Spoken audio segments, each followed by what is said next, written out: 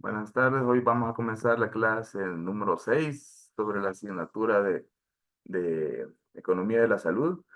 Este, ya les quería comentar, ya califiqué la entrega del segundo avance. No sé si ya la revisaron, pero ya la tienen ahí en la misma entrega de la tarea de la semana 5. Entonces ahí está calificada y ahí están los comentarios de retroalimentación. Para esta semana no está programado ninguna tarea porque me interesa que comiencen a trabajar sobre el marco teórico del trabajo. El marco teórico del trabajo eh, no es necesario que sea muy extenso, podría ser unas de 7 a 10 páginas máximo sobre describir las variables que va a tener su estudio. Por ejemplo, si va a ser una tecnología médica, habría que describir un poco la tecnología médica, un poco el contexto donde va a ser realizado el estudio y nada más eso, solo eso es del marco teórico, porque me interesa que después de que iniciemos el marco teórico, nos queden las próximas semanas ya para la ejecución. Entonces, revisen en sí la mayoría de trabajos están bien hechos, solo que hay varios donde los objetivos, siento yo que se han planteado muchos objetivos específicos. Entonces, para esta tarea realmente con unos dos o tres objetivos específicos que se planteen están bien, porque lo que me interesa es que en el ejercicio puedan ser ejecutados los objetivos y no queden insolventes. Ok, no hay problema si no pueden conectar la cámara porque están de turno. Pues sí, me refería de que con dos o tres objetivos específicos está bien, solo hay que centrarse en que puedan ser completamente ejecutados y a manera general, los objetivos de un trabajo de investigación, independientemente de que sea de económico o no, el objetivo general debe abarcar los objetivos específicos. O sea, si se plantean un objetivo específico, tiene que estar mencionado en el general. Y los objetivos específicos deben ser escuetos, cortos, concisos y precisos. O sea, y por lo general en los objetivos no hay que agregarle más de lo que en sí el objetivo se necesita. Por ejemplo, si el objetivo es investigar los costos de una unidad médica, entonces el objetivo específico es evaluar costos de la unidad médica de Soyapango, y ahí está, o sea, ese es el objetivo. ¿Por qué ustedes escogieron ese objetivo? Eso no lo tienen que poner en el objetivo. O sea, por ejemplo, que el objetivo por el cual ustedes se lo plantearon es para encontrar deficiencias en las áreas de atención, para identificar cuáles de todas las áreas de atención de esa unidad médica son en donde hay déficit de oferta y demanda, por ejemplo. Entonces, eso es el por qué ustedes eligieron el objetivo. Pero eso no hay que plantearlo en el objetivo del trabajo, sino que en el objetivo del trabajo ustedes solo van a poner que van a evaluar los costes de la unidad médica, nada más. Por eso les decía que tienen que ser más precisos. Ya lo que ustedes encuentren de los costos, que van a encontrar áreas donde la oferta y la demanda fue insuficiente, o lo que ofrecía la unidad médica no dio abasto para lo que la demanda exigía y todo eso lo van a aprender en las conclusiones, en las recomendaciones, en los análisis y en lo que ustedes encontraron del estudio que hicieron, ¿ya? Pero en sí están bien los trabajos. Voy a comenzar a compartir acá, les iba a preguntar que si quieren que nos vayamos de nuevo al, a lo último de la clase pasada para explicarlo un poquito más en detalle. Si les parece, podemos hacerlo, o si no, continuamos con la clase ya propia de esta. Esta clase es bastante teórica y está bastante explicada en el recurso libro. Ahí me dicen. Si usted gusta, doctor, nos puede dar una retroalimentación Ujú. nuevamente de lo que estaba pendiente. Sí, eso quería hacer yo, hacerles como una retroalimentación de los puntos más importantes de la... Vamos a ver.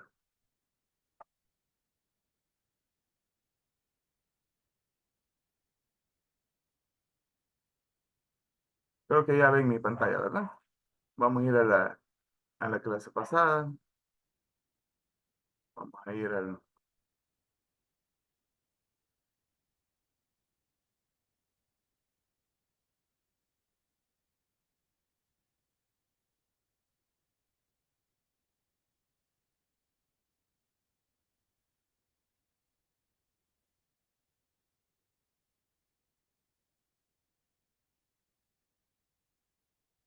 caso práctico.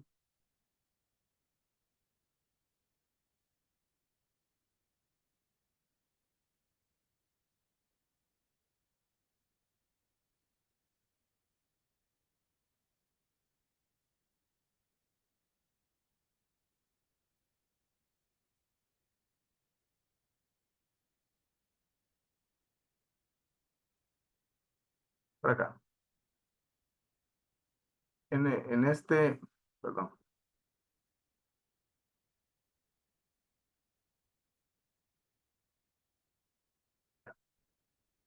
En este caso práctico, lo que les piden es que quieren hacer un nuevo hospital y le dan todo el detalle de la oferta y la demanda, perdón, de la oferta de este hospital que quieren hacer. Es un hospital nuevo y le dicen qué es lo que tienen planeado. Tienen todos uno por cada consultorio y todo lo que se va a ofrecer. Entonces, lo primero hay que hacer es evaluar la oferta. Entonces, primero se comienza con las consultas externas. Tenemos tantos consultorios, el horario de atención en toda la consulta externa se los están poniendo aquí. Al final son 6 horas, de 8 a 14 son 6 horas efectivas, porque siempre acá le van a poner, aunque él trabaje de 8 a 4 por ejemplo, siempre hay que agarrar las horas efectivas, quitando las horas de almuerzo, horas de descanso. Entonces, al final, en este ejercicio son 6 horas efectivas de atención. Y les dicen que hay todos van por cita. Entonces, cuando les digan que va por cita, estamos hablando, acuérdense del punto 80 y punto 85 que estábamos hablando, ¿no? Que son como los factores que nosotros vamos a ocupar acá para estimar la producción. Entonces, les dicen que es hora y media.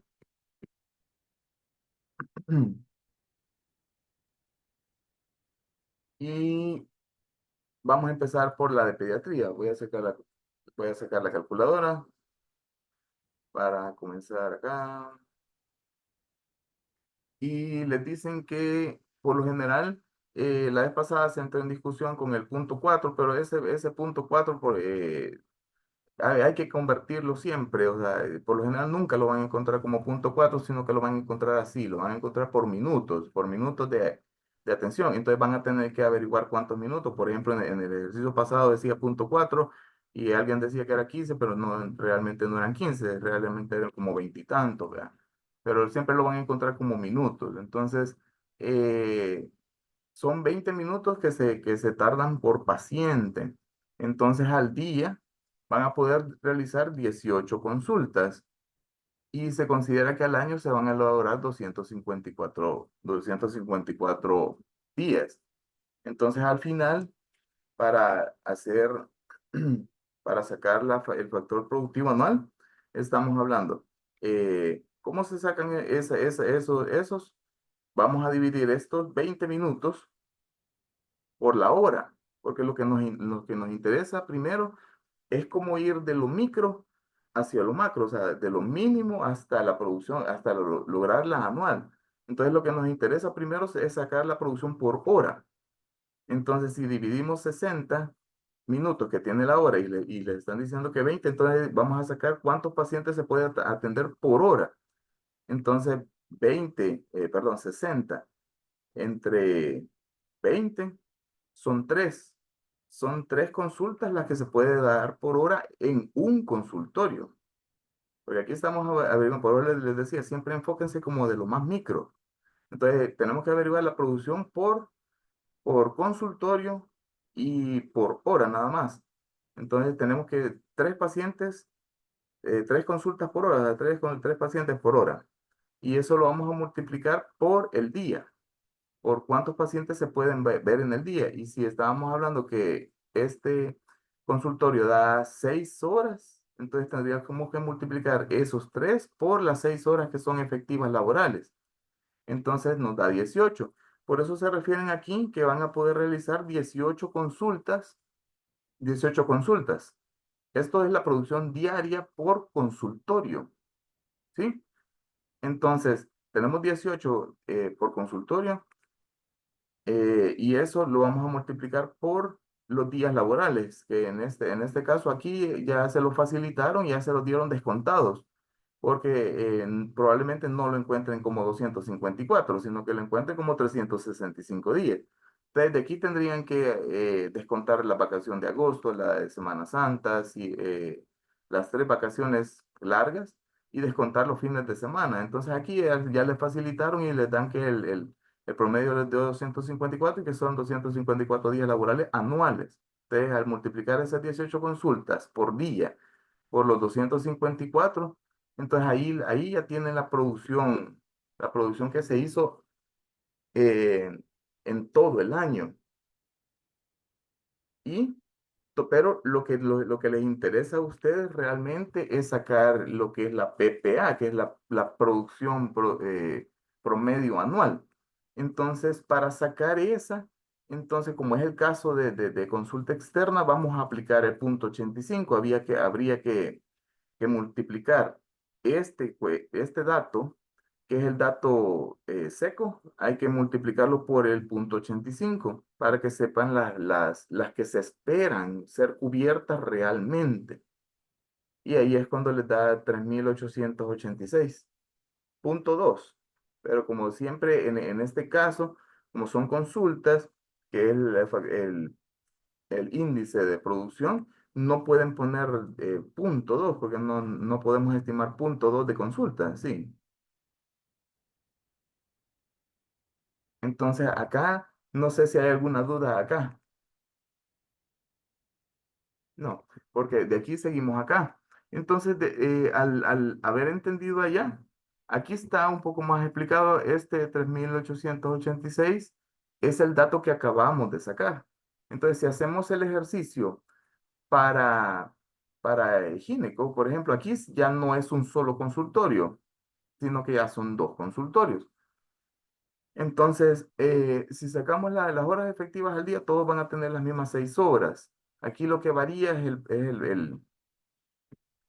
aquí lo que varía es el tiempo promedio en minutos, que ya no se tardan 21 minutos, sino que se tardan 21 minutos. Entonces, de la hora 60 entre 21 les da 2,8571.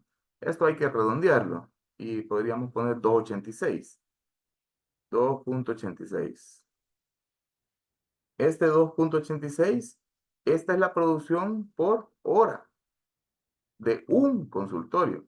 Entonces, esto lo vamos a multiplicar por las horas efectivas, que en este caso serían 6 horas efectivas, y les va a dar 17,1428, o si lo aproximaron, 17,6.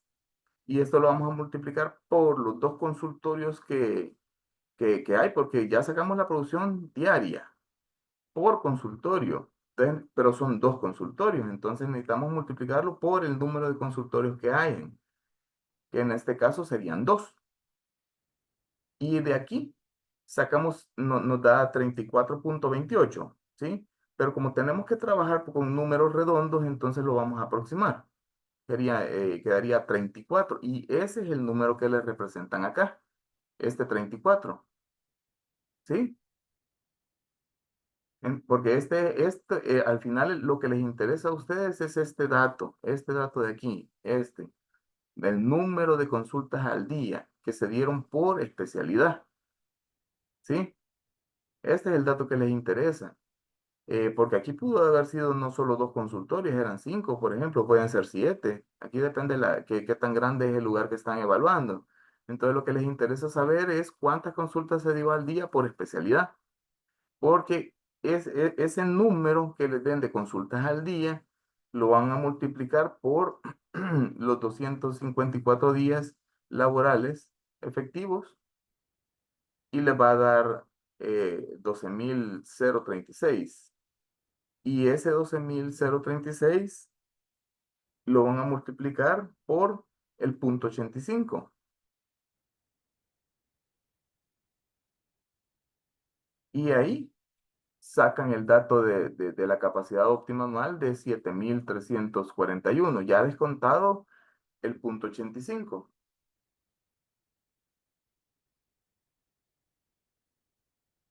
Realmente el dato que les da al final de todo es 7.340,6. Pero ese siempre hay que aproximarlo. Y si le quedó un punto 6, entonces aproxímelo a 7.341.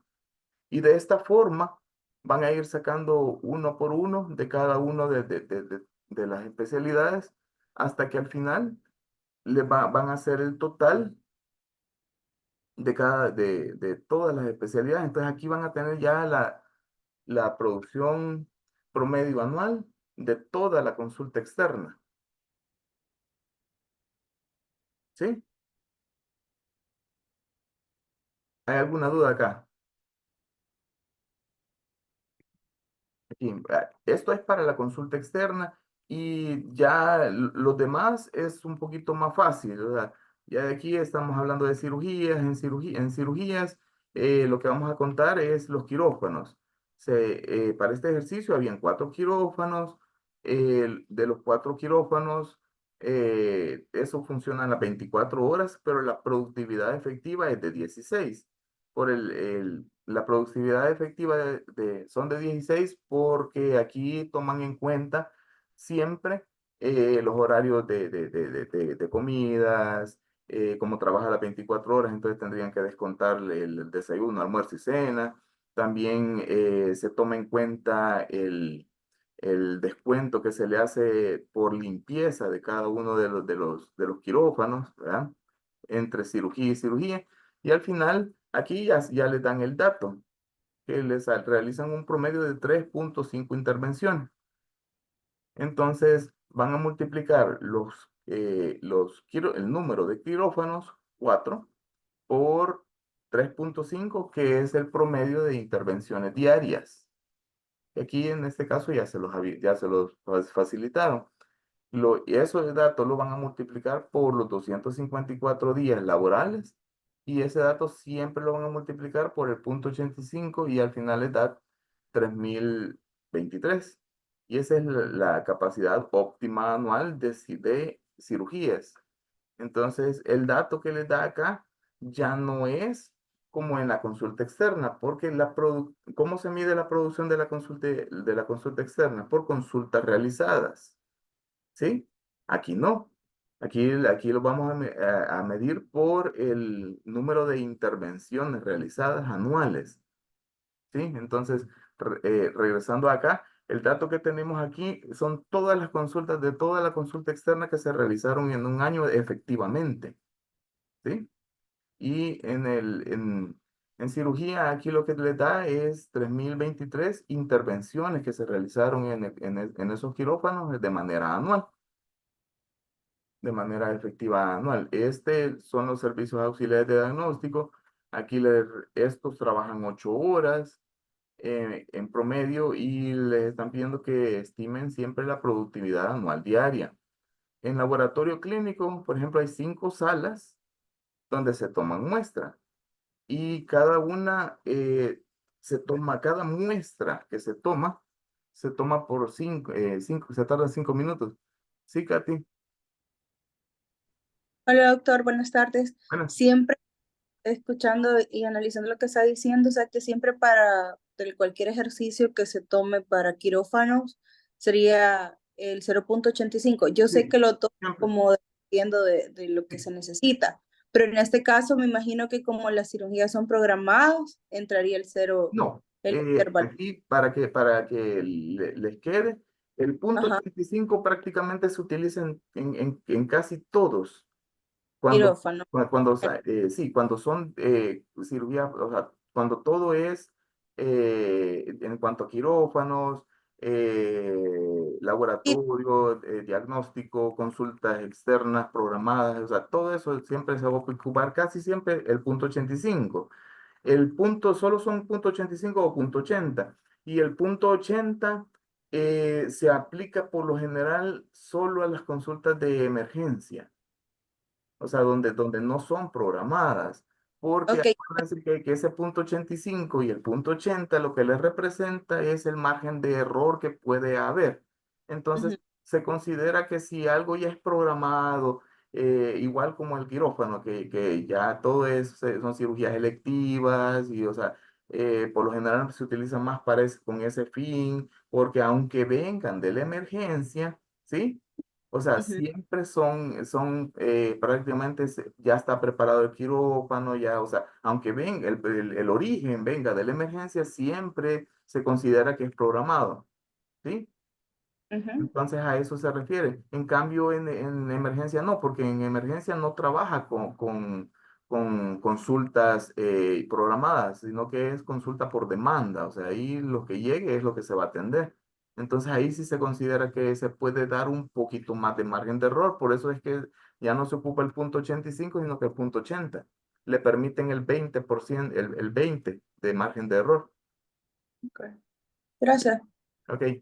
Entonces, acá en este caso, eh, son 5 minutos por cada toma de muestra. Entonces, lo que necesitamos averiguar primero es cuántas muestras se pueden tomar por sala, o sea, por cada una de las salas, porque les están hablando que son 5 salas. Entonces, lo primero que hay que dividir de la hora que tenemos 60 entre 5 nos van a dar 12. Entonces tenemos 12 muestras que pues, nosotros podemos tomar por hora, por sala, ¿sí? Pero lo que nos interesa es sacar la producción por hora de todas las salas. Entonces vamos a multiplicar esas 12 muestras que se pueden tomar por hora, por la cantidad de salas que tenemos. Entonces vamos a multiplicar ese 12 por 5. Entonces al final nos salen 60. ¿Qué significa ese 60? Que son 60 muestras que se pueden tomar por hora por todo el laboratorio. O sea, todo el laboratorio puede tomar 60 muestras eh, por hora. Entonces necesitamos saber cuánto podemos tomar al día. Entonces, esos 60 los vamos a multiplicar por estas 8 horas que les están explicando acá, que son 8 horas efectivas. Y al final nos da 480. ¿Sí? Estas 480 las vamos a multiplicar por los 250, porque esta es la producción diaria. Y eso lo vamos a multiplicar por los 254 días y nos da 121.920. Y esto lo vamos a multiplicar por el 0,85. ¿Sí? Y al final nos da este dato, que es 103 punto 6, perdón, 103.632 muestras, y esa es la capacidad de laboratorio. Entonces, la producción anual de laboratorio se estima en 103.632 tomas anuales. Sí, y esta es la oferta, o sea, esto es acuérdense que lo que estamos evaluando solo es la oferta, solo es qué es lo que puede ofrecer el laboratorio. Y así vamos a ir sacando cada una de estas de acá. Si lo hacemos para rayos X, tenemos que al final se pueden tomar 16, porque al final lo que les interesa es al día, ¿verdad? Entonces, si hacen este ejercicio igual como se hizo en el laboratorio, les va a dar 16. Esas 16 son al día. Entonces, si multiplicamos ese 16 del día por las 8 horas y por los 254 días y por el 0,85, al final nos va a dar 3.400, creo que 3.454,4. Redondeado, nos quedaría a 3.454. Entonces, así lo van sacando por cada uno de ellos. En las hospitalizaciones igual, lo que le van a decir son las 70 camas sensables o no sensables. Sensables, por lo general, cuando encuentren este dato de sensables, es que se refieren a camas hospitalarias, donde hay un personal de enfermería que se encarga de esa cama, ¿verdad? En cambio, cuando les hablen de camas no sensables, les están hablando de camas de emergencia, o sea, donde el paciente puede ser que solo esté en observación y que va a ocupar esa cama por horas, o sea, no van a pasar días dentro de esa cama, o que tal vez va a ocupar esa cama, no necesariamente para estabilizarlo, sino que solo lo acuestan para examinarlo, lo acuestan para cumplir algún medicamento, o sea, y a eso se refieren con camas no sensables. Entonces acá multiplicamos las 70 camas, y como son en hospitalizaciones, ahí son los 365 días que se ocupan, o sea, ya no se aplican los 254. Multiplicamos estas 70 camas por los 365 días y siempre por el punto 85 y nos va a dar el 21.718. Y ahí, esos son los 10 camas. La capacidad de las hospitalizaciones se calculan en 10 camas. Entonces, 21.718 10 camas por año. Esto en cuanto a hospitalizaciones. Y aquí es donde cambia. Entonces, en emergencia, prácticamente aquí les dicen que el hospital cuenta con 12 camas no sensables. A eso me refería con camas del servicio de emergencia, que esto se va a medir por la disponibilidad de médicos, ¿verdad? Entonces, en este servicio son 24 horas y hay dos médicos por cada turno. Siempre van a haber dos médicos ahí para atender las urgencias y se consideran 30 minutos para ser atendidos. O sea, pueden ser 30 minutos por cada paciente. Entonces, al final, por hora, solo van a poder ver dos pacientes por médico. Y si son dos médicos, entonces al final serían cuatro, ¿verdad? Entonces, para sacar la capacidad anual del servicio de emergencia, entonces primero vamos a dividir la hora entre 30, porque 30 minutos se tardan por paciente. 60 entre 30 es este dato que les están dando acá. Este es el número de médicos, porque van a multiplicar 2 por el resultado que les den este 60 y 30. Y aquí se trabajan las 24 horas, entonces van a multiplicar este resultado por 24, de ahí por 365, y aquí cambia, porque aquí ya no lo van a multiplicar por el punto 85, sino por punto 80. Solo prácticamente en emergencia que se aplica el punto 80, porque hay más margen de error. Y al final le da 28.032, que es la capacidad óptima anual del servicio de emergencia. Teniendo todos estos datos, ya sacaron todo lo que es la oferta de todo el, el centro. Y ya de ahí van a estimar la demanda. La demanda, en este caso, lo que hicieron, como es un hospital nuevo que quieren implementar, agarraron los datos de otro parecido. Y eso fue lo que han puesto acá. Entonces lo agarraron como indicador. Eso es válido. Eso es válido hacerlo, puesto que ese hospital del que agarran los datos, que pero eso sí, tiene que ser un hospital que esté en la misma zona y que sea casi de la misma capacidad y ofrezca los mismos servicios que ofrecen el que ustedes van a montar. Entonces, de aquí ya agarraron los indicadores que le salieron de cada uno. Todo esto, acuérdense que todo esto es simplificando. No, porque para agarrar datos por ejemplo, si ustedes quisieran empezar de cero esto, entonces tendrían que hacer muchas encuestas, entonces tendrían que irse a varios hospitales, estimar, hacer proyecciones, entonces una forma fácil se ocupa en economía es esto, la simulación. Esto de hecho es una simulación la que se está haciendo acá, porque está partiendo de datos que ya existen de una institución parecida para aplicarla a la que yo voy a implementar. Entonces aquí lo van a multiplicar por la población de influencia. En la población de influencia, al final le salieron que eran 170.000. Esto es lo que ya se esperan que vaya a ser toda la gente que va a ir a consultar al hospital que ustedes van a montar. Entonces, solo se multiplica prácticamente el 0,57, que es el indicador. Si hacemos este ejercicio, 0,057 por 170,000. Y aquí les va a dar exactamente 9,690, que es el dato aquí. Y aquí ya sacaron la demanda anual. Y lo mismo van a ir haciendo para cada uno de los servicios, están los indicadores y al final van a sacar la demanda anual. Con la demanda es un poco más fácil porque ya tienen los indicadores y a veces, no todos los países, porque no todos los países lo hacen, pero a veces hay un indicador ya directo, ya sacado. Esto es cuando la rama económica dentro de la salud está bien marcada. Por ejemplo, que hubiese de hecho ahorita hay un área dentro del Ministerio de Salud que se está encargando de la economía, ¿sí? Entonces a veces este tipo de indicadores los va a dar en la misma institución, ¿sí? Para facilitar la apertura. Acuérdense que el gobierno, y eso es lo que veremos en la clase de hoy, que al gobierno le interesa que la economía fluya, que la economía no se estanque.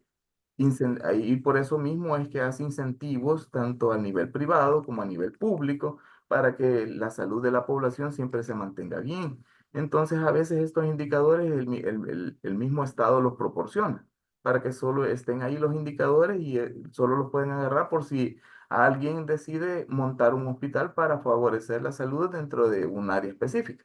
¿Sí? Entonces, aquí estos son los datos de la demanda. Aquí no hay mayor de dónde perderse. Y al final, lo que les interesa saber es este cuadro. Este cuadro es la razón de por qué hicieron todo esto. ¿Sí? Porque si ustedes agarran este 7,341, este es el resultado que les dio del ejercicio aquí atrás. Voy a retroceder porque al final ese 7,341 es el resultado que les dio de aquí, Ah, pues, un ratito. aquí. Este es 7,341. Todo lo que van a ver reflejado allá, estos son los datos de la consulta externa. Entonces, estos datos son los que al final vemos reflejados aquí, en este cuadro. 7,341. Estos son los datos de la consulta externa que ustedes ya sacaron anteriormente. Lo que están haciendo es contrastar estos datos que ustedes sacaron aquí, tanto de toda la oferta de toda la consulta externa, de los quirófanos, de todos los servicios auxiliares de diagnóstico, del área de hospitalización y de urgencia, al final los van a contrastar, es decir, comparar contra los datos que les dieron aquí, de la demanda que ustedes esperan que les lleguen.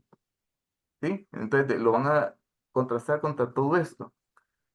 Entonces, de ahí, ¿qué les va a salir?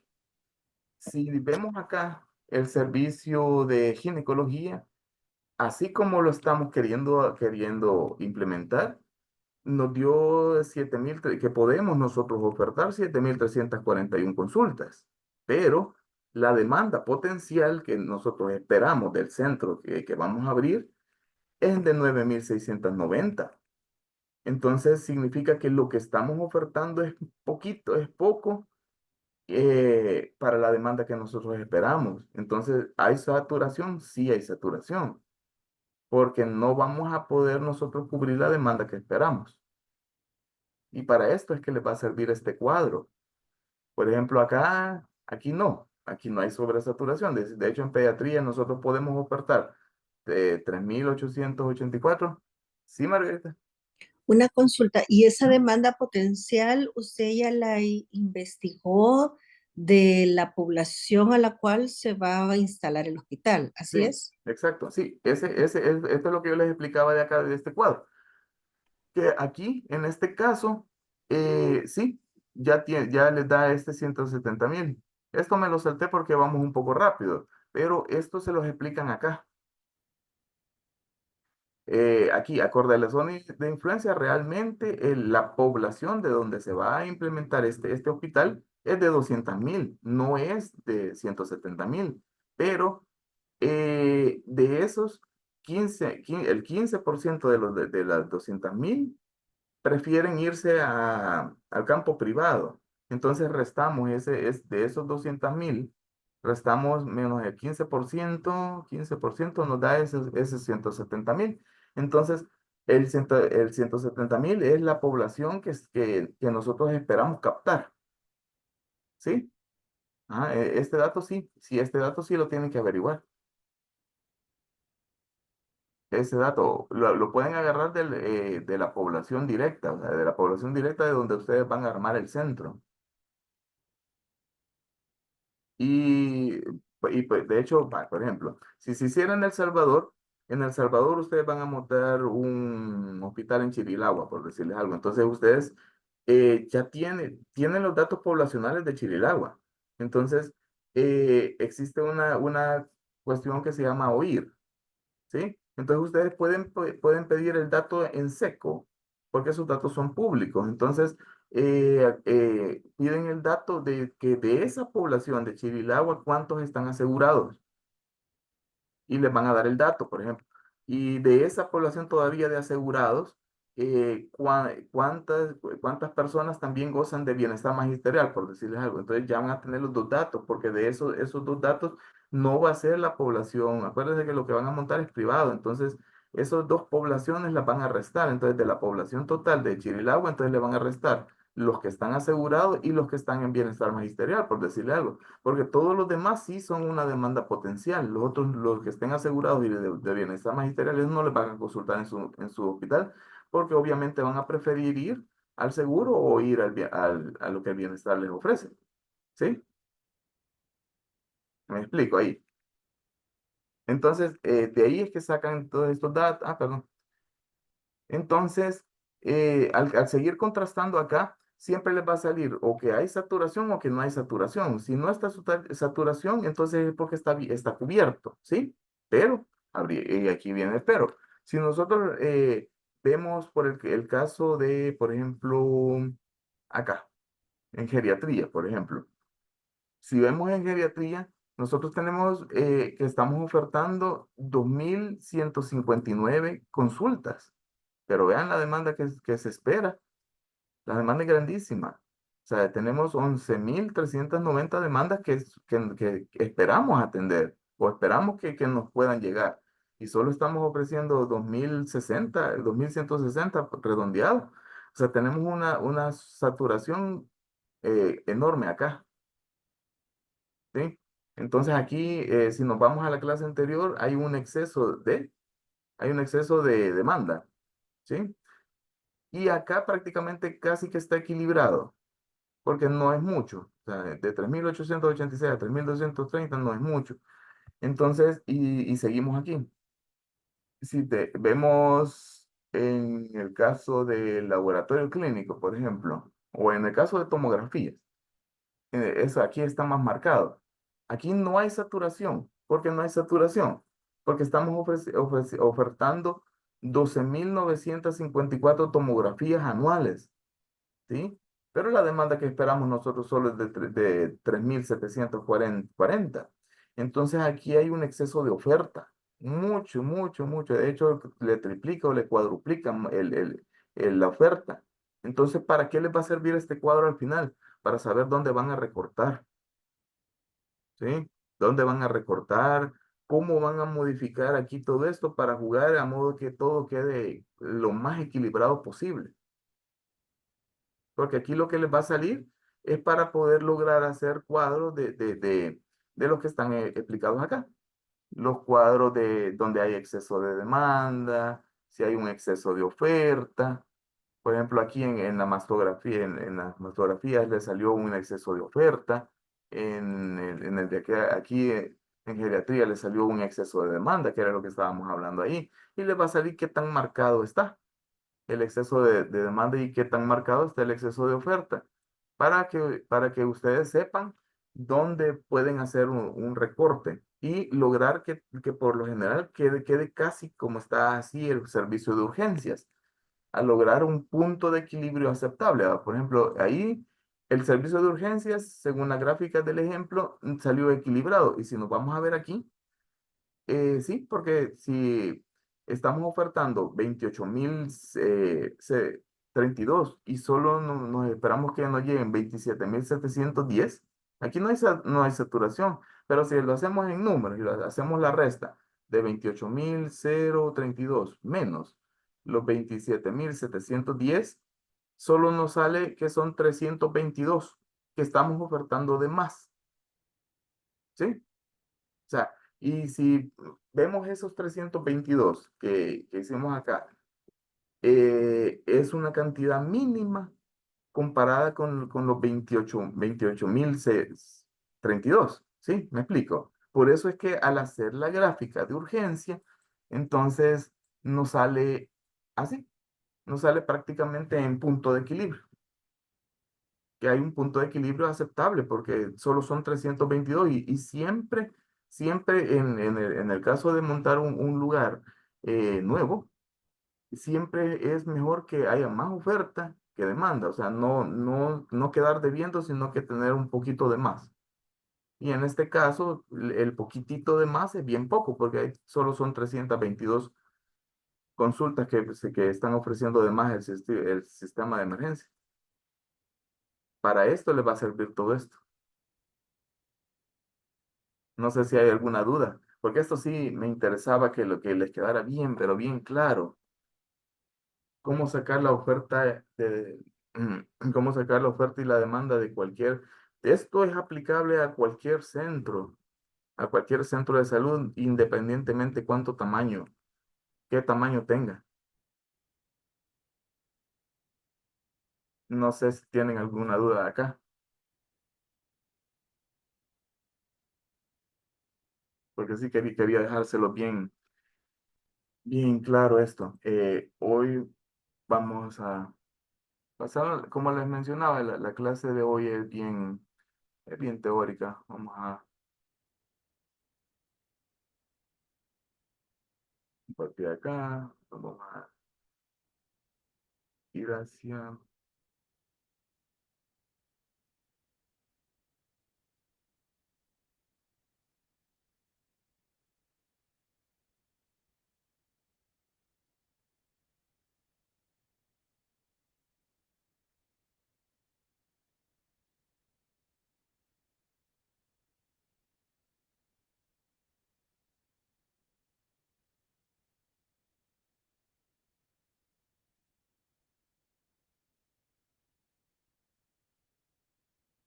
ya hacia la clase del día de hoy, que habla sobre la política económica. La clase es bien teórica. Lo primero que quería dejarles en claro es que sepan la diferencia entre qué es el crecimiento económico y qué es el desarrollo económico. Porque cuando ustedes estén leyendo cualquier estudio sobre economía, van a encontrar términos de PIB, de Producto Nacional Bruto. El que más van a encontrar es el del PIB, porque lo que le van a encontrar es si hay crecimiento y si hay desarrollo económico. Entonces, ¿qué es el crecimiento económico? El crecimiento económico prácticamente lo que mide es el producto, el PIB, o sea, el Producto Interno Bruto de un país, y que eso significa el volumen de bienes y servicios que la economía de ese país puede producir, ¿sí? Entonces, eso, el PIB prácticamente se puede ocupar para los dos, tanto para el crecimiento económico como para el desarrollo económico. Pero cuando oigan hablar de crecimiento económico, no necesariamente, y eso sí que quería que se lo llevaran, cuando les hablen sobre crecimiento económico y les hablen, tal país tiene tanto más de crecimiento económico, no significa necesariamente que la población de ese país está bien, ¿sí? Porque pueden estar que tengan un crecimiento económico bastante elevado y que esté subiendo el crecimiento económico de X país, pero para saber si la población de ese país está bien es cómo se está distribuyendo esa riqueza y cómo les está regresando a la población. Porque si el país está produciendo bastante, pero todo se va a ciertas familias y lo distribuyen entre ciertas familias y ahí queda, pues la población sigue igual. Siempre hay marcada desigualdad, siempre hay mala disposición de la riqueza, hay pobreza, ¿sí? Entonces, por eso quería que entendieran esto así. Entonces, eh, el desarrollo económico por su parte, o sea, este sí nos ayuda a entender cómo es el progreso de la riqueza de una nación. O sea, ya medido en el bienestar de los ciudadanos. ¿Verdad? Hay una teoría, y quería discutirla con ustedes. Hay una teoría que se llama la teoría del rebalse. No sé si han oído hablar de esa teoría, pero esa teoría lo que habla es de que si una nación X tiene mucho crecimiento económico, entonces eso significa que el país está produciendo mucho, mucho, mucho. Entonces es como que vieran una copa que les está llenando, llenando, llenando y llenando de producción, que la economía es estable, se está llenando. Entonces al final va a llegar un momento en que esa copa va a rebalsar. Y al rebalsar, entonces les va a caer a toda la demás población. Entonces, la misma riqueza de la que se está llenando esa copa, entonces va a llenar y se va a distribuir entre toda la población. ¿Qué opinan sobre esa teoría? La economía es puras teorías, puros supuestos. ¿Es cierta o no? En el mundo ideal, doctor, ¿Mm? un mundo ideal tal vez, pero aquí actualmente bien difícil. Ujú. Esa teoría del rebalse, realmente, sí, Margarita. Sí, no, lo mismo que pareciera ser que no siempre esa teoría del rebalse va a ser equitativa para todas o Ujú. igualitaria más bien para todas las personas, y como que ahí sí va bien el término de equitativo porque solo unas personas podrían tener más beneficios que otras. Exacto, sí, esa teoría de rebalse se las traje acá a cuenta, solo para que la conocieran, pero realmente es un tema en economía completamente debatible. Algunos la protegen, algunos se van del lado de que sí, que es cierto, otros que no es cierto.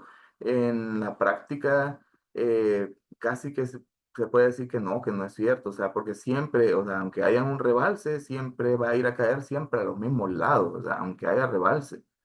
De hecho, ese mismo rebalse, los mismos que están equiparando todo ese, hasta lo van a tratar de ocultar, o sea, no, en la práctica realmente no se da.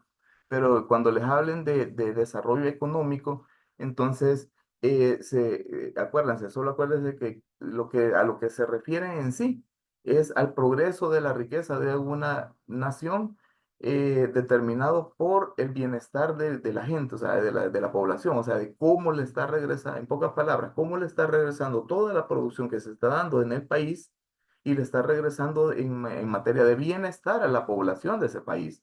Entonces, si nos vamos a salud pública como sí, ¿qué nos interesa más? ¿Un crecimiento económico o un desarrollo económico? Ujú, exacto, o sea, a nosotros pues, en materia de salud, como salubristas, lo que nos interesa es que un país tenga desarrollo económico, aunque no tenga mucho crecimiento, pero que el desarrollo económico sí sea equitativo, leal, ¿verdad?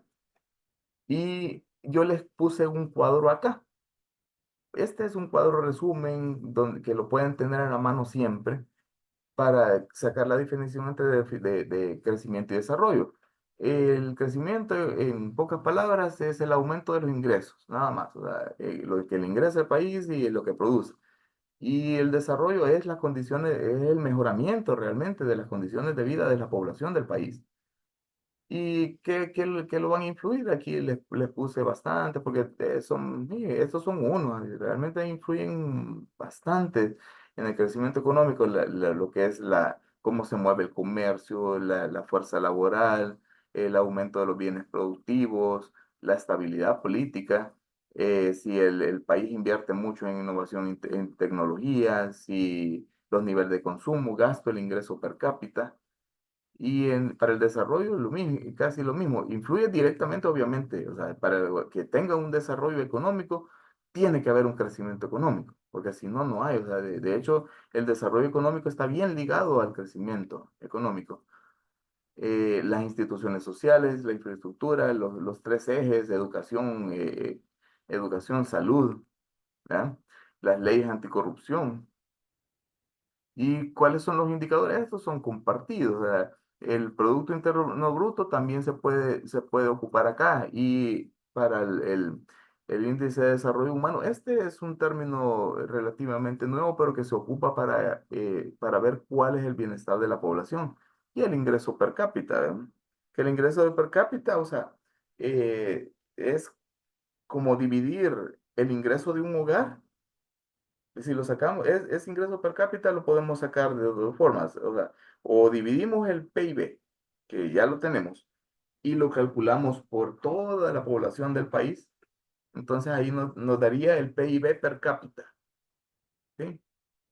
Así si se acuerdan de las clases anteriores, al final ya saben cómo calcular el PIB. Entonces, si calculamos un PIB y ese PIB lo dividimos entre la población, entonces nos va a dar de una región específica, ¿verdad? Entonces nos va a dar el PIB per cápita. Pero si hablamos del ingreso per cápita, entonces aquí estamos hablando de individuo, porque ya estamos hablando de país, o sea, estamos hablando de una región específica. Aquí estamos hablando de individuo. Entonces, cuando les hablan de ingresos per cápita, están hablando de prácticamente cuál es el ingreso, o sea, cuánto realmente percibe un individuo. Entonces, se calcula dividiendo el ingreso del hogar por el número de habitantes del hogar. ¿Sí? Esto por lo general lo averiguan en base a las encuestas de hogares múltiples. Ahí sacan esto porque lo dividen también sobre la canasta básica, ¿verdad? Y el objetivo de acá es, para investigar el crecimiento económico, es medir los esfuerzos. O sea, qué es lo que está haciendo un país para lograr al final una estabilidad económica. Eso es que representa el crecimiento económico. Y lo que indica el desarrollo económico es cuánto un país, por eso es que esto nos interesa más en salud pública a nosotros, porque lo que nos interesa es saber cuánto un país está haciendo por la calidad de vida de sus habitantes. ¿Sí? Entonces, sí, aquí les había puesto sobre la inflación. O sea, la inflación es en pocas palabras, el aumento exagerado de los precios. Y les he puesto un video para que lo puedan revisar ahí. Y aquí les puse un poco sobre qué es una política económica y les puse que para entender la política económica, en pocas palabras, son los movimientos que el Estado va a hacer para que la economía de su país, o sea, de los habitantes que estén dentro de ese país, vaya lo mejor posible, tanto para el Estado como para sus habitantes. Eso es en sí una política económica. Y las políticas económicas, ¿de dónde nacen? Nacen de las políticas públicas, ¿sí? Entonces, yo les puse aquí como unos cuatro datos importantes de dónde se fundamenta una política pública. Primero, que hay una existencia de una autoridad central, o sea, aquí es el gobierno, ¿verdad? Porque nosotros, aquí les puse porque sí puede existir un conjunto de instituciones públicas, pero esto es en otros estados donde no hay un gobierno central. En cambio, aquí no, aquí la autoridad central para nosotros es el gobierno, ¿verdad? Y siempre la política pública va a tener fines y objetivos previamente definidos. Va a tener un carácter deliberado de las acciones. Cuando les hablen de liberación, se están refiriendo a que han, eh, han agarrado, o sea, es un proceso donde han evaluado todo lo que son los pros y los contras más relevantes sobre un tema para lograr aportar y al final tener una decisión específica sobre qué es lo que se va a abordar. O sea, es como un proceso de priorización. A eso se refieren deliberado, que ya pasó por un consenso donde se evaluaron pros y contras y al final se determinó que se va a intervenir esta situación específica de los habitantes de una población. Eso es el carácter deliberado de las acciones. Y que al final siempre van a existir instrumentos que pueden ser manipulados, ¿verdad? Que o pongo más o pongo menos con tal de llegar a los fines que nos hemos propuesto. Eso es una política pública. Y aquí les puse yo cuál es el ciclo, ¿verdad? Primero, identifican, a eso se refiere del carácter deliberado de las acciones, ¿verdad? Siempre identifican un problema. Al final terminan formulando alternativas, de las cuales se va a tomar una sola. Han agarrado una alternativa, van a implantar esa alternativa que han seleccionado y al final van a evaluar los resultados de esa. Y este es el ciclo de cualquier política pública, aún las económicas, o sea, toda política pública, de todos modos, la política económica siempre es parte de las políticas públicas.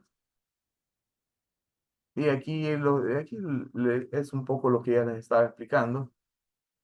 eh, los fines, los objetivos, de por qué se hacen, la política económica. Aquí está bien definido de que de hecho es el proceso por medio del cual el gobierno, a fines políticos más general, decide la importancia relativa sobre ciertos objetivos.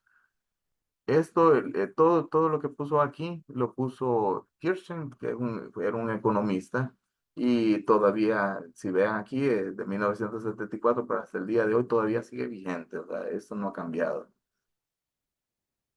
Eh, Quiero ver qué más aquí. Y aquí es lo que prácticamente les venía explicando, que la definición de la política económica aquí tiene doble tarea. O sea, aquí van a seleccionar y van a jerarquizar metas, objetivos, para que al final los terminen siendo alcanzados. Y lo que va a buscar al final es esto. O sea, por eso es una armonización. Armonización, esto es bien difícil realmente de lograr, que haya una armonización, porque muchas veces una política económica depende de quién, de para quién vaya dirigida. Unos van a decir que sí, otros van a decir que no. Y las políticas económicas son bien, como decirlo, duales, o sea, siempre van a tener unos que los apoyen, o unos que las apoyen y otros que no las apoyan. En el caso de acá, podríamos hablar sobre qué creen ustedes si es bueno o malo el aumento del salario mínimo. Esa es una de las políticas económicas que se puede realizar. ¿Es bueno o es malo? Quiero oír alguna opinión. ¿Sí, Fátima? Yo pienso que sería bueno si se hiciera el aumento del salario en base al gasto de la canasta básica, ¿verdad? Al menos proporcional a los aumentos que se ha visto en el mercado, ¿verdad? Si solamente se da un leve incremento, ahí sí no sería adecuado porque no estamos garantizando que se suplan las necesidades de los hogares. Ujú, sí, es cierto. Esto que les estoy hablando es para que comprendan que en economía siempre van a haber detractores y siempre van a haber alguien que los apoya. Siempre, siempre, siempre. Por eso las políticas económicas tienen bastante diversidad y bastante dualidad. En el caso, por ejemplo, del salario mínimo, eh, si se aumenta por lo general, de hecho, hace poco creo que quisieron subir el salario mínimo y después dijeron que no se subiera el salario mínimo. ¿Por qué creen que no les dijeron que no se subiera el salario mínimo? Para empezar, hace no me acuerdo cuántos años lo acaban de subir, o sea, no ha subido, no ha pasado mucho tiempo que lo han subido, esa es una. Y la otra es que se van a disparar los precios y van a fomentar una inflación. ¿Sí? Entonces, al final, si suben el salario mínimo ahorita, actualmente, entonces lo que va a suceder es que le va a aumentar el ingreso, pero va a ser como un ingreso fantasma, porque le va a llegar más ingreso a las familias que ganaban el salario mínimo. Entonces, hoy van a ganar el salario mínimo, pero aumentado. Pero la capacidad de poder adquisitivo de esa familia va a seguir siendo el mismo. O sea, los bienes que ellos van a adquirir por haber agarrado, haber aumentado el precio del salario mínimo, va a ser los mismos productos que podían agarrar con el salario que tienen ahorita. Pero como los precios van a aumentar, porque acuérdense que el productor siempre va a querer trasladar, y eso siempre sucede, que siempre va a querer trasladar cualquier aumento de lo que sea y se lo va a trasladar al consumidor. No lo va a aceptar él. ¿Sí, Fátima? Doctor, entonces a mí me entra una duda.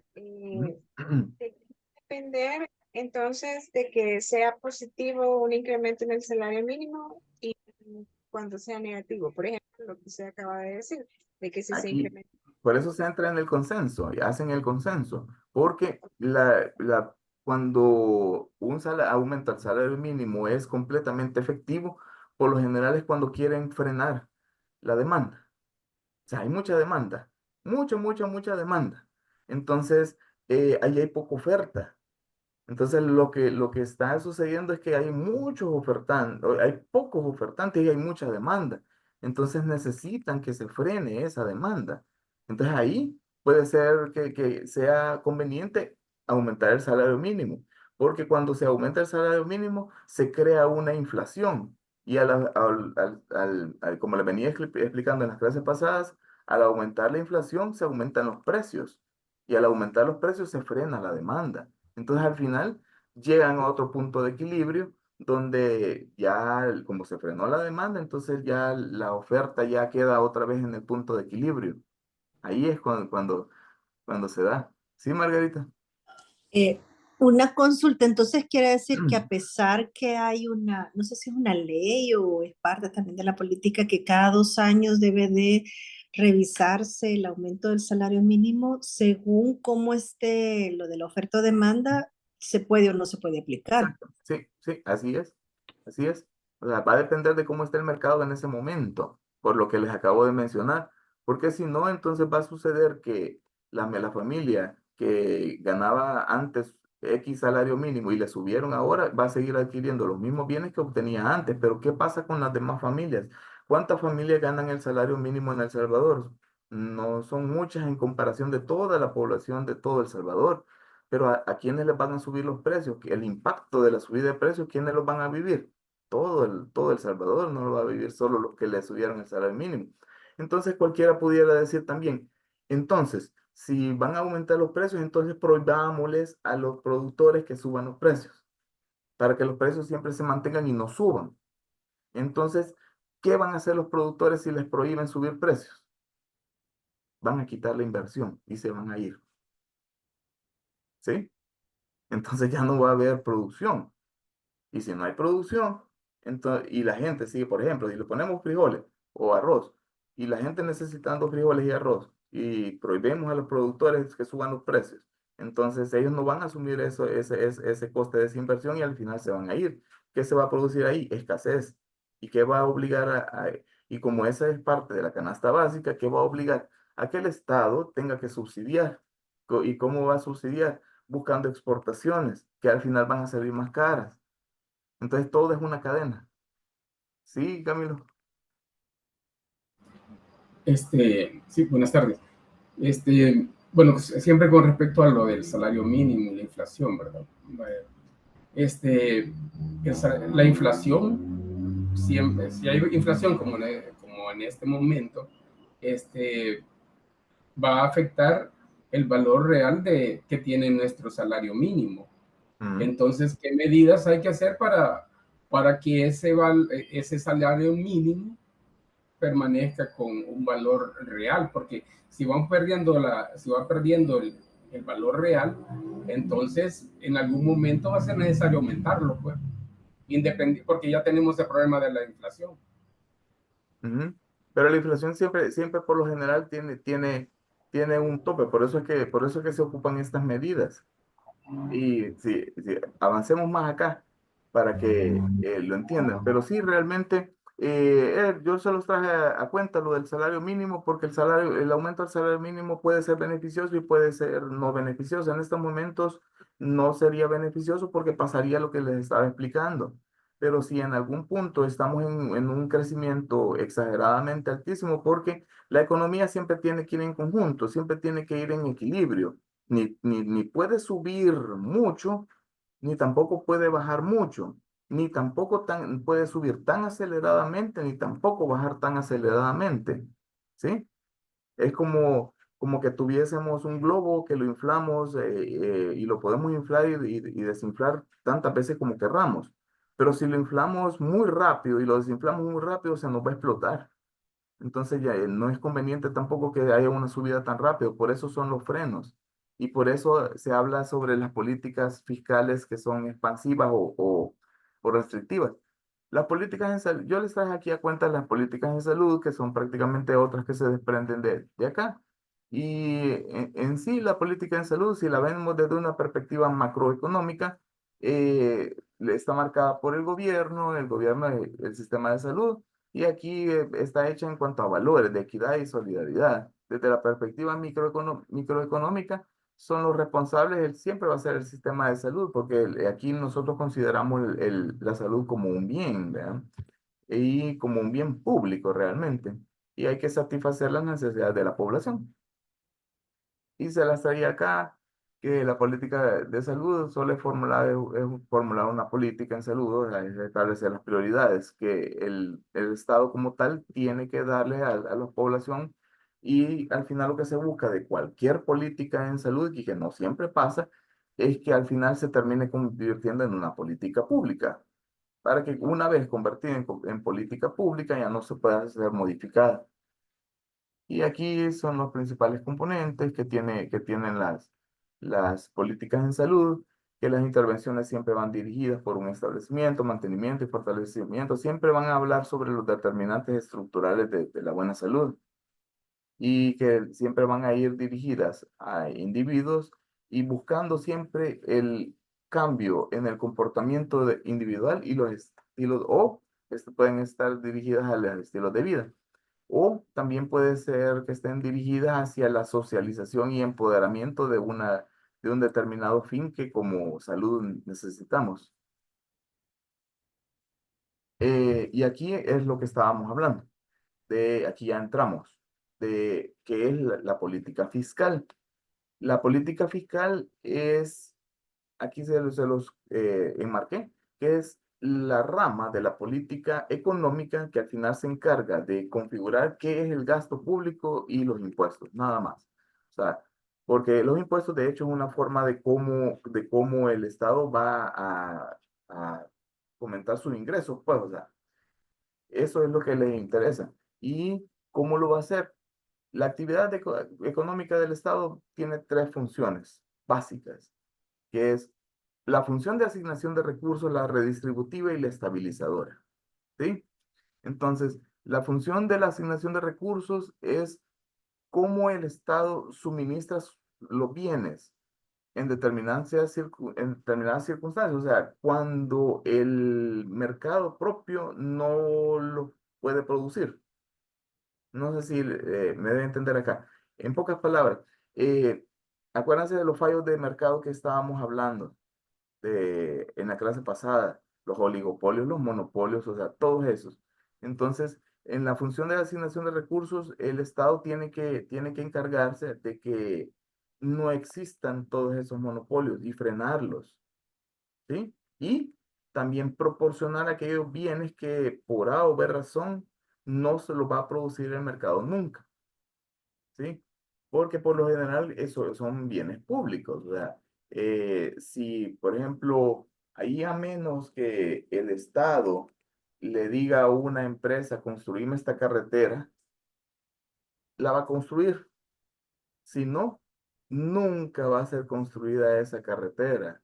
O sea, que el propio mercado va a decidir y que por la propia acción de la oferta y la demanda se va a construir una gran autopista, no se va a construir nunca. Y lo mismo podemos decir de una escuela pública. ¿Quién va a construir una escuela pública? Nadie, o sea, nadie de privado está incentivado para construir una escuela pública. Entonces a eso se refiere. Y la función redistributiva es para considerar las diferencias de criterio que se producen entre la distribución de la riqueza y el sistema de mercado, hacia lo que la sociedad va a considerar justo. O sea, Aquí esto casi puramente político. Aquí se intervienen fundamentos éticos, políticos, económicos, pero aquí lo que en sí es que es la función de una provisión, como una provisión eficiente de bienes sociales, ¿sí? Y la función estabilizadora, que aquí prácticamente es un impuesto, o sea, consiste en todos los ingresos por impuestos que el gobierno central los puede disminuir los gastos, disminuir sus transferencias. Cuando se experimenta una recesión, por ejemplo, o al revés. Por ejemplo, aquí les puse la función estabilizadora es la que trata de conseguir la estabilidad del sistema. O sea, cuando hay desequilibrios, hace los ajustes necesarios en la demanda agregada para superar sus situaciones de inflación o situaciones de desempleo. ¿Y qué es la demanda agregada? Se preguntarán. O sea, la demanda agregada solo es la suma de bienes y servicios que los consumidores y empresas están dispuestos a pagar a un determinado precio. Eso es, cuando les hablen de demanda agregada, es eso, es cómo juega el mercado. O sea, qué tanto los productores están dispuestos a ofrecer y qué tanto los compradores están dispuestos a comprar. Y a eso se le llama agregada, demanda agregada.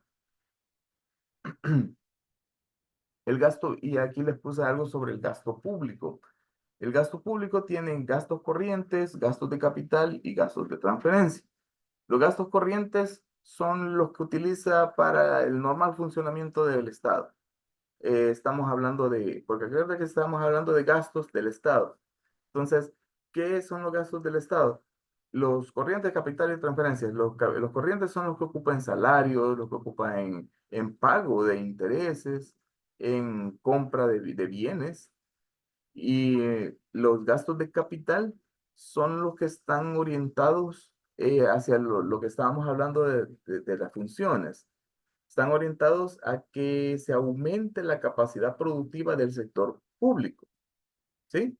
Por ejemplo, y aquí les puse la construcción de escuelas, carreteras, o sea, son obras de interés social. Primero, el mercado nunca las va a proporcionar. Si dejamos que el mercado, la libre interacción entre oferta y demanda, nunca los va a producir. Entonces, ¿qué se convierte? Se convierte para el Estado un gasto y va a ser un gasto de capital. ¿Sí? Entonces aquí se lo puse. ¿Por qué? Entonces se pueden preguntar por qué. Porque van orientados a aumentar la capacidad productiva de todos los habitantes. O sea, si una población sana, una población que se movilice rápido de su lugar de vivienda hacia su lugar de trabajo, una población que sea culta, me va a ser al final de cuentas más productiva. Entonces, ¿qué estoy haciendo ahí? Si les construyo más escuelas, si les construyo más autopistas y, o sea, les mejoro el sistema de transporte público, entonces, ¿qué estoy haciendo? Estoy tratando de aumentar la capacidad productiva de todos los habitantes. Y los gastos por transferencia, realmente aquí son erogaciones que realiza el Estado para que no generan obligación. Estos gastos por transferencia prácticamente, el caso típico son las jubilaciones. Porque al final, por ejemplo, si nos vamos a las jubilaciones, es como un pago que el mismo Estado le está haciendo a la persona por todos los servicios que prestó hacia el país en toda su vida. O sea, eso es. Pero de esto no va a esperar mucho porque ya, obviamente, ya está jubilado. Entonces ya no va a seguir produciendo como producía antes de jubilarse. ¿Sí? Entonces, por eso se llama gastos por transferencia. Y por eso habla que son erogaciones, porque ya no esperan mucho a cambio. A eso se refieren con esto. Los gastos por transferencia, por lo general, son gastos que directamente ya no se va a buscar que regresen al Estado. No sé si me explico ahí. Y aquí les hablaba sobre el déficit fiscal. Déficit fiscal, lo que se busca aquí realmente es que haya un equilibrio entre los ingresos y los gastos. Entonces, si hay más gasto y hay menos ingreso, hay déficit. Y si hay más ingreso que el gasto, hay superávit. Y aquí les puse yo cómo se financian.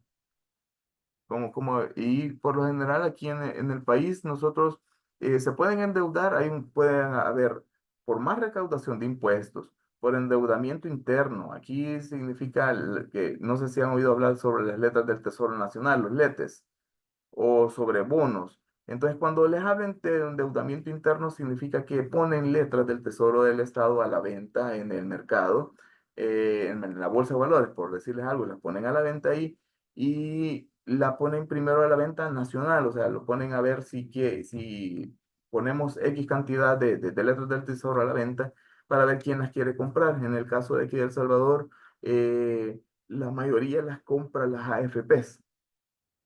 Entonces es una forma de financiarse del Estado. Entonces las AFP compran esas letes. Pero ¿de dónde vino el capital? De aquí mismo de El Salvador. Porque ocuparon el capital que tienen guardadas las AFP de los descuentos de los trabajadores. Entonces al final fue un endeudamiento interno. ¿Sí? Y el endeudamiento externo es el más común. Aquí estamos hablando de préstamos a organismos internacionales, ya sean países, o aquí se ocupan bastante los organismos multilaterales como el Fondo Monetario, el Banco Mundial, o donaciones. Sí, esa es la manera de cómo se financia. Eh, y aquí les puse qué es la deuda externa, que es la que por lo general aquí se ocupa. La deuda externa es toda obligación pendiente de pago del sector público dentro de un periodo de tiempo. ¿Con quién se contrae? Así como les decía, con organismos multilaterales que por lo general son el FMI, que es el Fondo Monetario Internacional, el Banco Mundial, el Banco Interamericano de Desarrollo. Los bonos soberanos van a oír hablar también sobre los bonos soberanos. Son un pagaré que el Estado firma, o sea, que se compromete a pagar en 10 años y que los intereses los va pagando cada 6 meses.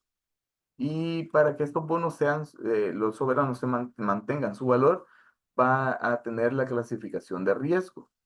Esta clasificación de riesgo, hay empresas internacionales que se encargan de hacer la clasificación de riesgo por país. Entonces, la clasificación de riesgo significa cómo un país puede pagar la deuda. Entonces, de acuerdo a esa clasificación, entonces los organismos que prestan dinero se basan en esa clasificación para prestar o no eh, a los estados, dinero a los estados. La emisión de estos bonos se dan por mayoría calificada y no sé si saben qué es una mayoría calificada dentro de aquí en El Salvador. Si no, así ha explicado a grosso modo, en el, antes de diputados eran 84, hoy pasaron a ser 60, ¿sí? Entonces, hay tres tipos de mayorías. Está la mayoría simple, que es, en el caso de aquí de El Salvador sería 30 más 1, o sea, 31. O sea, ya cuando votan en la asamblea, 30, es 31. Para una mayoría calificada son 40, con 40 votos. Eso, cuando les hablen de mayoría calificada, estamos hablando de 40. Son 40 votos dentro de la asamblea. Y hay una mayoría especial. Y la mayoría especial son 45. Eso es lo que se necesita. Porque para eso estamos hablando de la aprobación de los préstamos, porque los préstamos siempre van a depender de la misma Asamblea Legislativa. Ellos son los que aprueban los préstamos. Entonces, dependiendo de qué tanto va a aportar a la población, entonces se clasifica como ellos mismos ponen si va a ser por mayoría calificada, por mayoría simple o por mayoría especial. Ahí depende para qué quieran ocupar ellos los préstamos. Y esto solo es un recordatorio porque ya lo habíamos tocado la vez pasada sobre la política fiscal expansiva y la política fiscal restrictiva. Cuando se va a ocupar una política fiscal expansiva es cuando la demanda agregada no es suficiente para adquirir todo lo que la economía es capaz de producir. Entonces al final se va a producir desempleo. ¿Por qué se va a producir desempleo? Porque simple y sencillamente hay escasez, ¿verdad? Y aquí, eso, para eliminar el desempleo, ¿qué es lo que va a hacer el Estado? eh, prácticamente va a aumentar el consumo, el gasto, la inversión, ¿verdad? Y va a aumentar el gasto público. Así que mejor, aquí está mejor explicado. Y de hecho, esto es un resumen de todo una de las clases pasadas. Las políticas fiscales son acciones o instrumentos del Estado. La pueden ocupar como una acción expansiva o como como receptiva. Entonces, esto se va a basar en impuestos. Entonces, ¿qué es lo que van a hacer? Si quieren hacer una política expansiva, van a reducir los impuestos van a incrementar el gasto público. O sea, lo que quieren es incentivar. Aquí lo que andan buscando es aumentar el empleo, ¿sí? Aumentar el empleo. Eso es lo que, porque aquí hay mucho desempleo, entonces lo que queremos es que se quite el desempleo. ¿Qué va a provocar esto cuando se reducen los impuestos? Va a provocar que haya un aumento del consumo, un aumento de la inversión, se va a aumentar la producción, por lo tanto va a aumentar la demanda agregada, que era la que estaba faltando porque había mucha oferta, entonces se va a aumentar el empleo, pero a consecuencia se va a aumentar la inflación, ahí ni modo, ahí este es uno de las consecuencias que se va a dar. Siempre va a haber un aumento de precios porque estamos incentivando, o sea, estamos haciendo que el mercado se mueva, ¿sí? Entonces la gente va a exigir más de las cosas. Entonces cuando los productores vean que se está aumentando la demanda, ¿qué van a hacer? Subir los precios, ¿sí? Entonces, y cuando ocupan una restrictiva, lo que van a hacer es al revés. O sea, aquí van a incrementar los impuestos, porque lo que quieren es frenar la demanda. Van a reducir el gasto público para que no se desincentive la demanda. Entonces, ¿qué va a hacer? Desincentivar la demanda. O sea, va a disminuir el consumo, la inversión, va a disminuir la producción, van a lograr disminuir la demanda agregada y al final va a disminuir el empleo. Entonces, se va a producir desempleo. Pero eso sí, lo que vamos a lograr es que los precios se estabilicen otra vez porque vamos a disminuir la inflación. Acuérdense que la inflación es un aumento exagerado de precios. Entonces, él lo que quería que entendieran aquí es que el gobierno, por lo general, siempre se mantiene en constante movimiento. O sea, él tanto aplica políticas fiscales expansivas o restrictivas. Y ahí sí